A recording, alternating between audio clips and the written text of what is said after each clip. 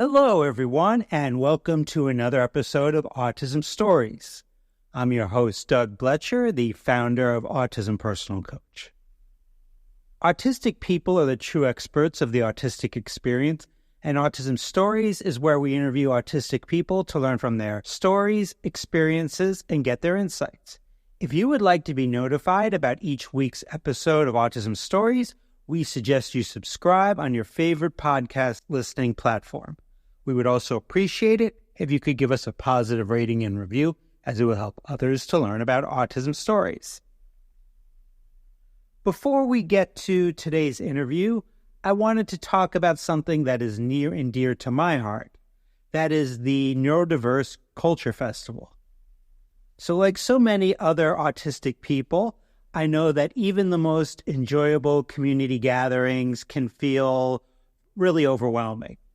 So these experiences over the years have inspired me to create an accessible, inclusive festival that puts the needs of the neurodiverse community at the forefront.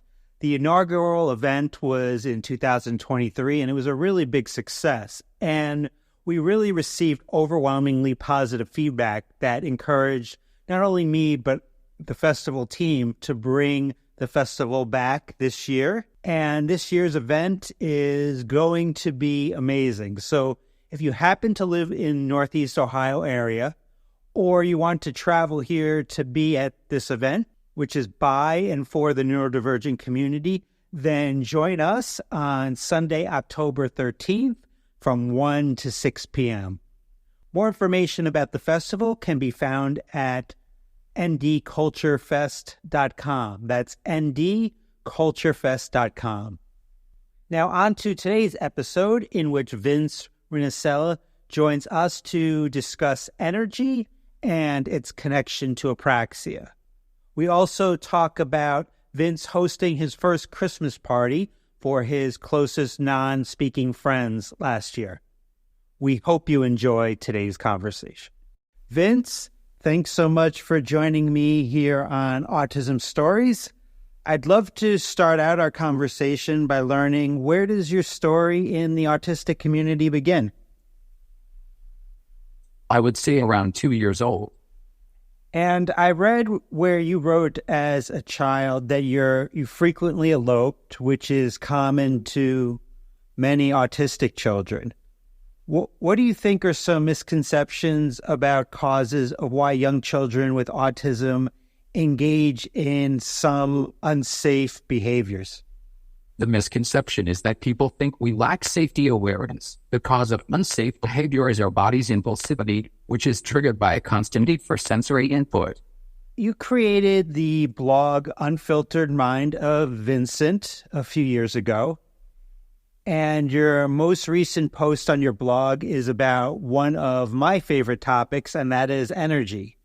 How did you learn about the importance of energy and how it impacts your physical existence when so many others don't even think or understand energy? Since I could not talk with people about how they are feeling, I had no choice but to rely on reading energy. I have always been extra sensitive to it and even take on others' energy without meaning to. Our energies dictate how non-speakers interact with us. Now, I'm wondering about energy and its connection to your apraxia. In what ways does the feeling of positive energy towards you improve your brain and body connection, and as a result, reduce overwhelm that you experience in your life? If the energy around me is toxic, my body feels like a wire got tripped inside of me, and my body and brain have trouble syncing up, and this causes me such anxiety. I can neither move purposefully or communicate openly in those moments.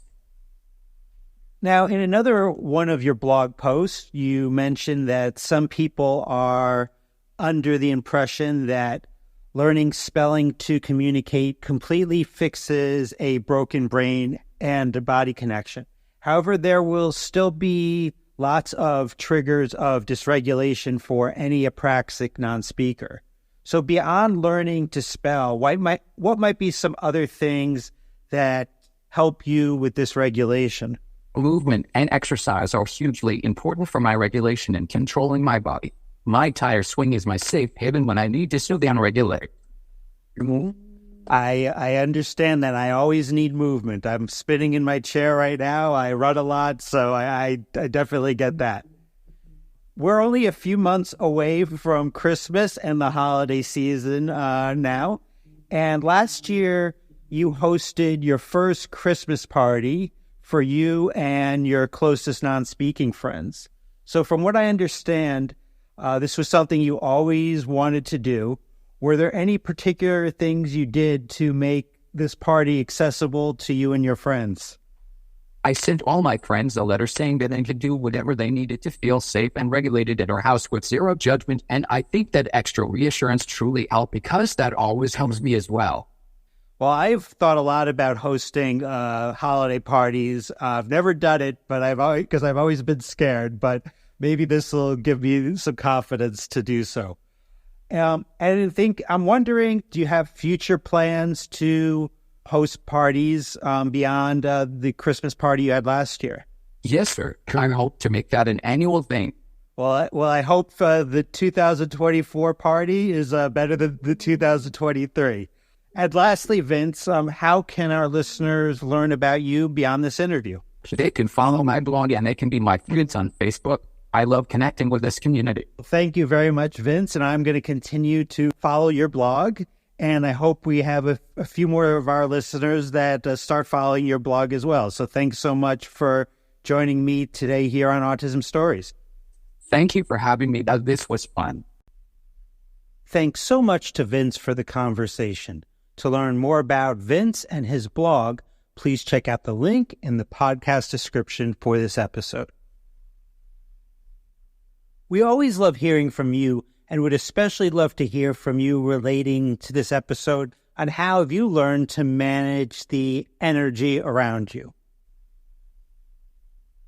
Did you know Autism Personal Coach provides neurodiversity affirming support by autistics for autistics? We empower autistic adults and teens to lead self-directed, purpose-driven lives through customized life coaching and community groups.